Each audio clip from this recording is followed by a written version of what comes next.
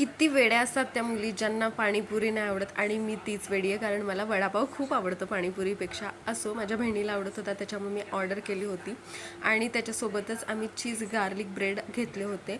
So धैर्याला असं वाटत होतं की हा पिझ्झा आहे आणि ती खूप खुश झाली होती आणि बघा कशी ती आनंदात नाचत होती.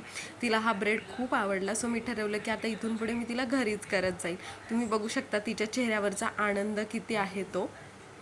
आणि हो, अजून एक थांबा, मी तुम्हाला सिक्रेट सांगते. असं म्हणतात ना, की आईपेक्षा मावशी लाडाची असते.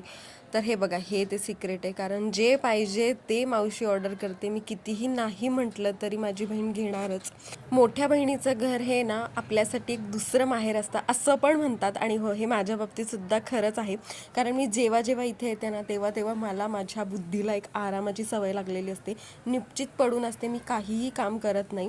आता बाहेर गेलोच होतो सो तिकडनं आणली होती आम्ही आईस्क्रीम आणि आमच्या दादाला ना मिशी आली होती. ती मिशी त्याला बघून इतकी छान खुश झाली होती धैर्या. सो ती नाचायला लागली आणि मम्मा मला पण मिशी आली आहे हे ती सुद्धा दाखवत होते. आम्ही दोघे हे एन्जॉय करत होतो.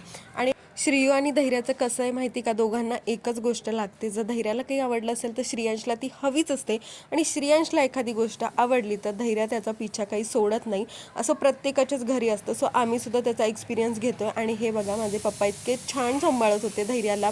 सो म्हणूनच मी म्हणते की जेव्हा जेव्हा माहेरी येते किंवा बहिणीकडे येते ना तेव्हा हे टेन्शन तर मला अजिबात नसतं. धैर्याची जबाबदारी पूर्ण ह्यांच्यावर असते आणि मी निश्चित छान आराम करत असते.